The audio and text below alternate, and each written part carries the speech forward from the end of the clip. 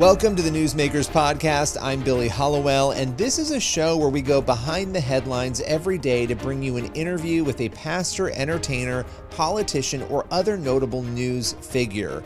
And this is a show, again, it's daily, but it's based on our weekly TV show, which is also called Newsmakers. You can watch it on the CBN News channel and also on our YouTube page. And on this show, every day, we dive deep. It's a little more longer form with one of the people who you will often see on our Newsmakers show or across the CBN News platforms.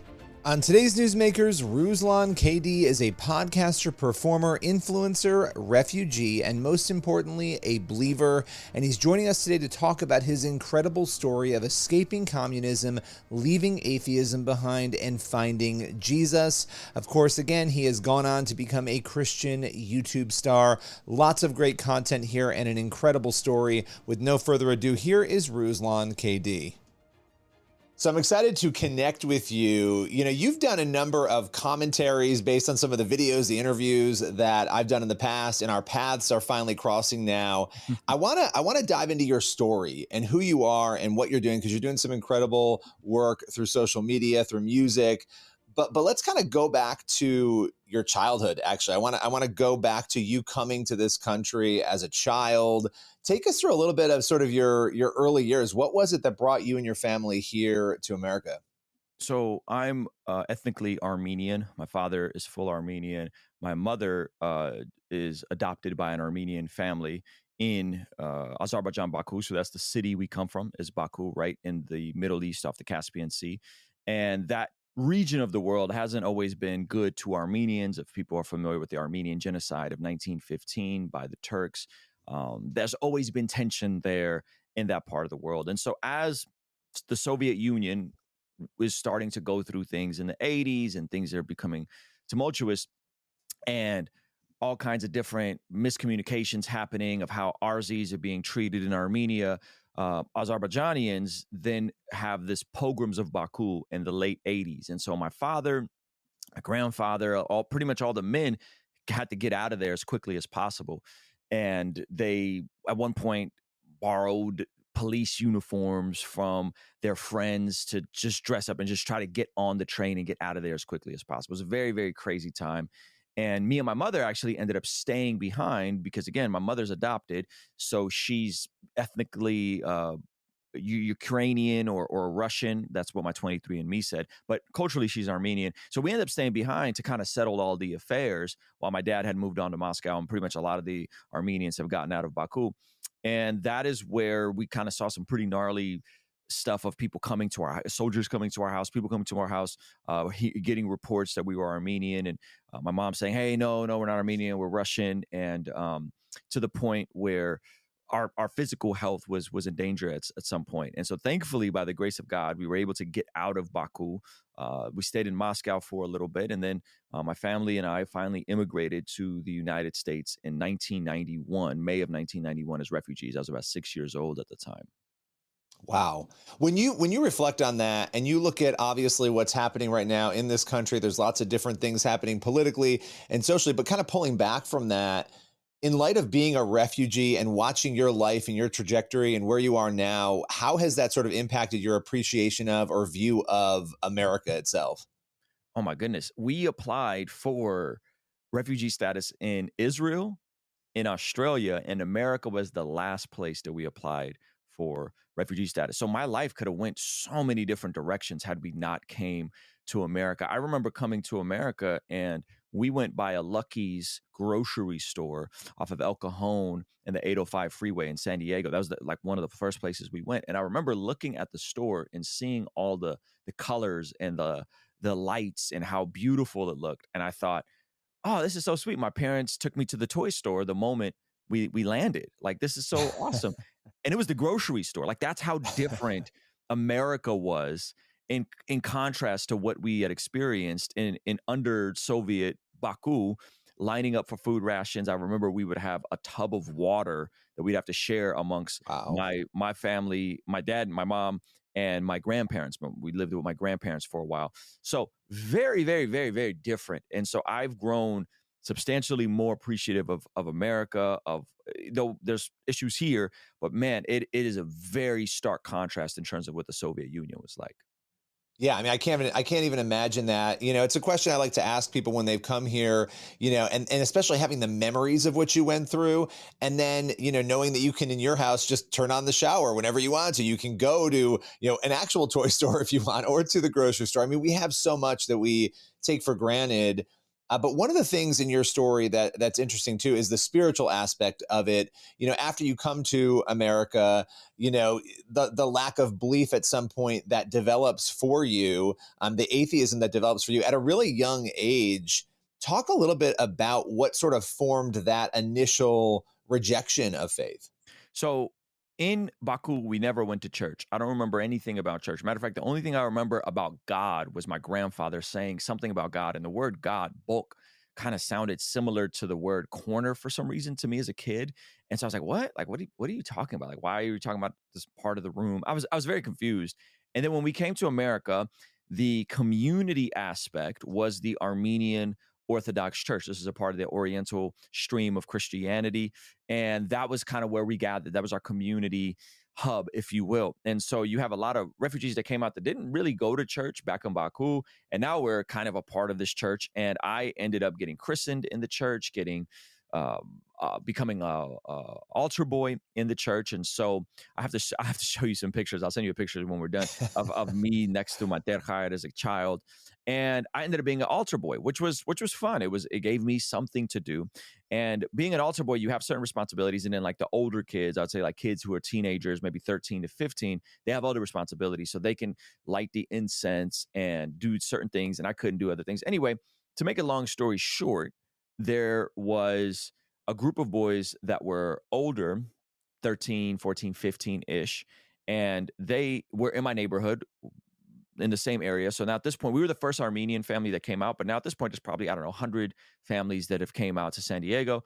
And so long story short, these older teenagers, and I'm about probably 7 or 8 at this point, ended up showing me same-sex porn and then reenacting the things that they saw in the videos on me when I was a child. And that really, really jacked me up. But what jacked me up even more was the way the church responded or didn't respond. It was kind of brushed under the rug. No one really wanted to talk about it. There was no real Wow. accountability for them. And they, being older and more articulate and more persuasive, kind of turned it and made me look like the aggressor, which was crazy because I'm like 5 or 6 years I was younger going to than say you're a them. small kid I'm at that a child. point. Yeah, I'm literally like probably a foot smaller than these kids. And they kind of flipped it and made me look like the bad guy, which really did a number on me. At the same time, my mom and dad split, and my mother is going into just a downward spiral of alcoholism, just dating really toxic men. My dad brings out his girlfriend from Baku. They had cheated on each other up until that point multiple times, and he ends up bringing out his girlfriend, and the church remarries them. And then from a mom's perspective, Wow. she felt like, well, technically we're still married on paper. There was no divorce that happened in America. According to my dad, they had separated back in Baku. I don't know the particulars on who's right and who's wrong, but that really did a number on her to see the church remarry them. So then she becomes hardened. I have this situation happen. My mom is telling me that the church is wrong for doing this. And so I became very, very hardened to the idea of God, to the point where I'm 9, probably like 10, 11, 12 years old. I'm full on an atheist. There is no God. And if there is a God, he does not love me. That led me down a spiral of getting arrested at the age of 11 for breaking into homes, attempting to be in a gang.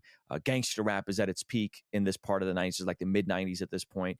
And I was really a troubled preteen at that point, smoking weed, selling weed, breaking into homes, just a complete Wow. derelict of a kid. Well, you also have that trauma of coming from, like, you're a refugee. You've gone through the memories you even mentioned, right? Of having to share tubs of water, of these, you know, horrific things that people shouldn't even have to deal with. You had to deal with that. You've moved, and then these traumatic events, you know, the abuse there, and then the issues with your parents. That's a lot to take on. And it's crazy. I have an 11-year-old and an 8-year-old, and I think about the way their brains work, right? Mhm. To be 10 years old and to say there is no God, right? That's a really kind of crazy thing to think about because of the way kids' minds work, right? So, but you had seen a lot, you had gone through a lot.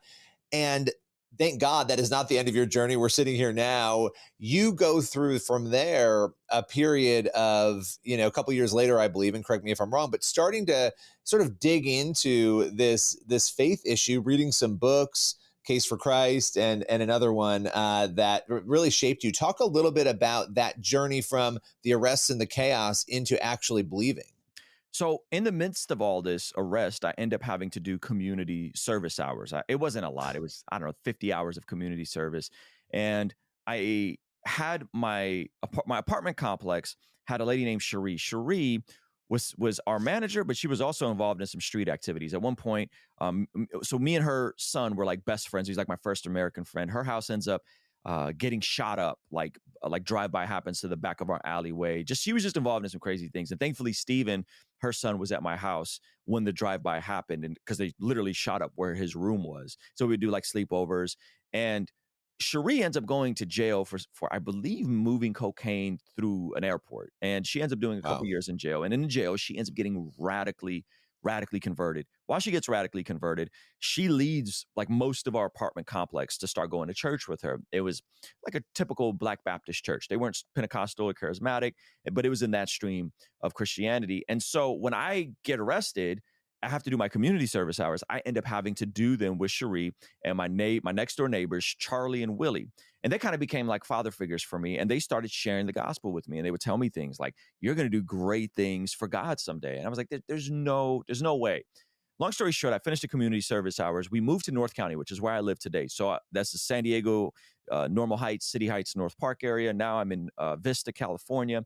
And the seeds just keep being planted. God just kept sending people in my life in very unorthodox ways of people that weren't living right, but their parents would take them to church. And I would just kind of started getting glimpses of the gospel. And it all culminated to the end of my freshman year. I win this talent show at Bringo Terrace Park. I do a performance, a rap performance. Two of my buddies kind of performed with me. I had been dabbling in hip hop since an early age because I was so into Snoop and Dre, Tupac. And I met a girl and she was very into me at the time. And this is the end of my freshman year of high school. So the only way to see her was to go to church because now the school is done, right? It's summertime, was to go to church with her and her family in the summertime on Sunday. So the only way I can see her in the summer, I have to go to church with them on Sunday. So I start going to this church just as a means to see her and hang out with her and unfortunately fornicate and be sexually immoral. And in that, I start hearing the gospel. I start hearing about this Jesus. And that led on to a 2-year wrestle of me breaking up with her and getting back together and dating a Jehovah's Witness girl and having Muslim friends. This around the same time as 9/11, Mormon, like all the angles you could think of.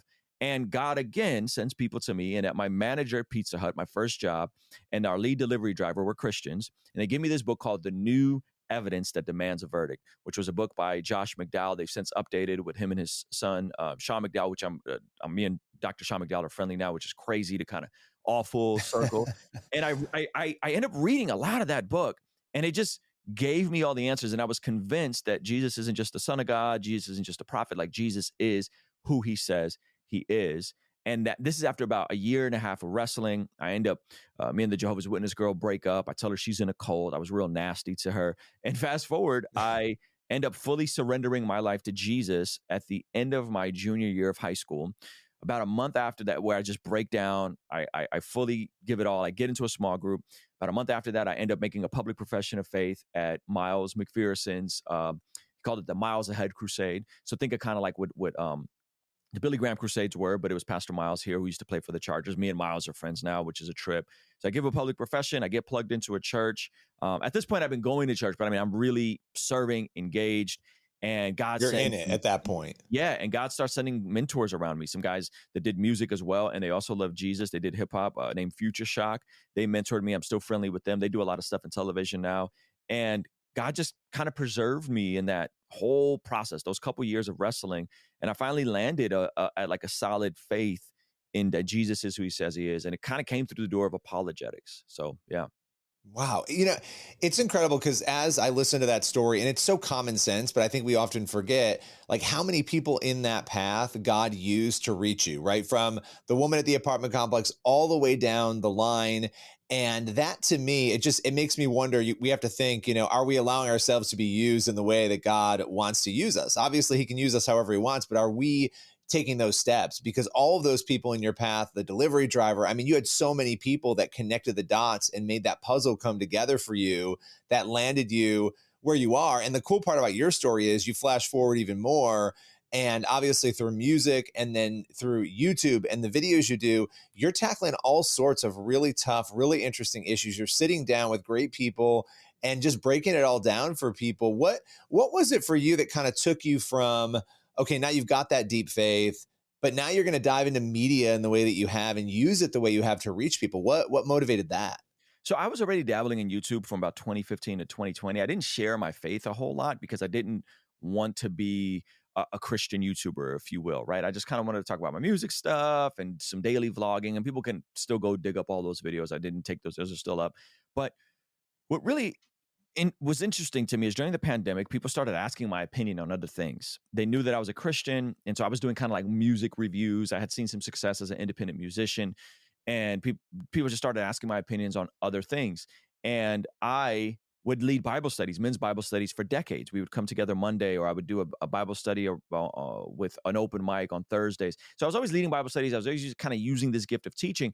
And what would happen is a lot of times people would come in from whatever was happening in their week or whatever was going on in the news or whatever situation was trending, and they would ask questions about it. And so we kind of segue from said topic of whatever was happening in society, and then we'd go into the Bible, right? This is, I mean, even though the way I came to faith, it was like around 9/11. I'm starting to go to church, and it's like, well, why did that happen? Well, why are these things happening? And so people would take me from, hey, this event happened, and this is what the scriptures say about these sorts of things, right?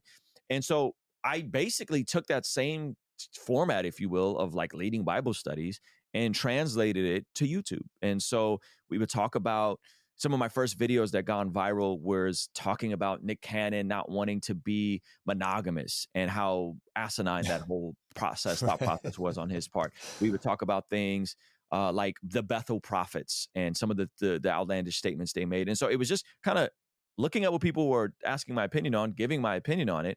And slowly over time, it's morphed and evolved. And it was really putting the viewer first. What does the viewer care about? What's on their heart? What's on their mind? And how can I try and gently drive it back to scripture? So from one standpoint, it was kind of evangelistic because people were coming in to hear about whatever issues happening in the zeitgeist. And another topic, it was like, hey, there's a degree of commentary and discussion that's happening. And that opened the doors for me to interview guys like Pastor Greg Laurie and Tyrese and all kinds of folks from all types of different walks of life. And we kind of do a hybrid of that now, part reaction stuff, commentary on whatever's happening day to day, and then also just podcasting and having interesting conversations with interesting people. Yeah, it's a fun space to be in because in a lot of ways that's the space I've been in different ways. And so watching you do it, I think the way that you do it is incredibly engaging. And like you were saying, really figuring out what do people want to talk about, what matters right now, and what is sort of the faith angle on that, because everything has a faith angle.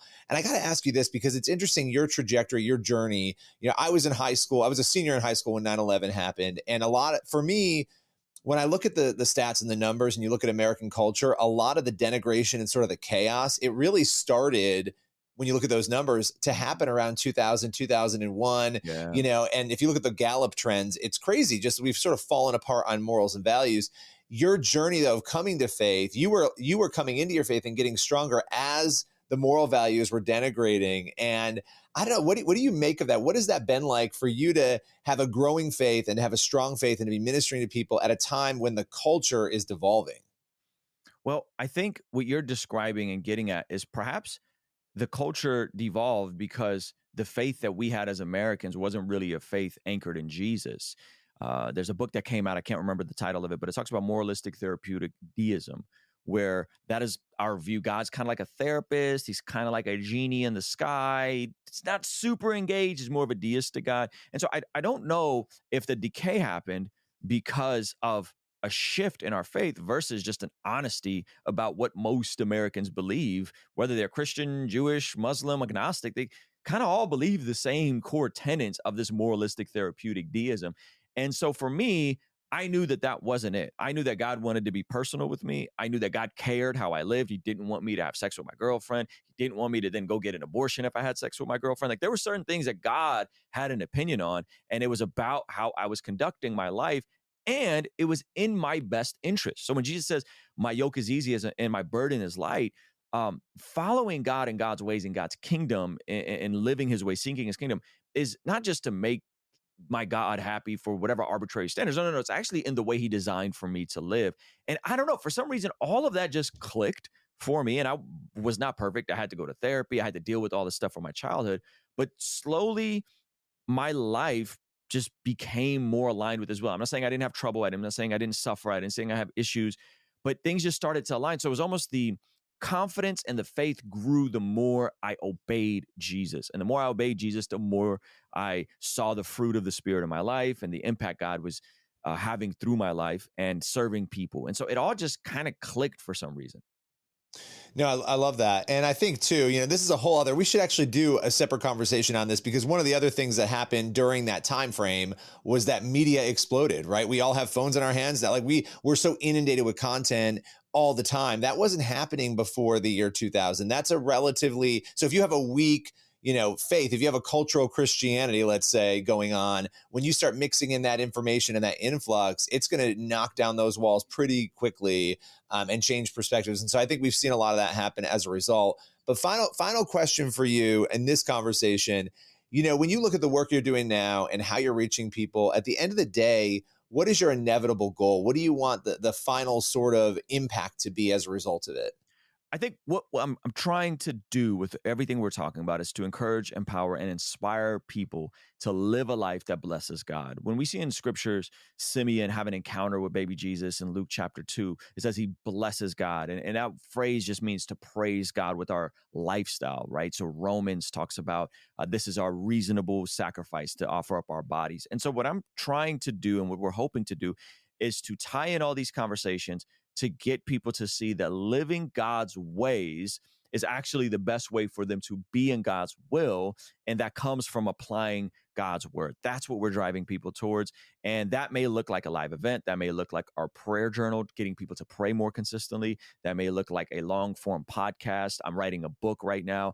And so that's what we're trying to drive people is how can we get people to live a life that blesses God instead of just seeking for the blessings of God without doing the obedience aspect. And it's good for us. God's ways are good for us. They're not oppressive. They're not suppressing us. They're actually in our best interest.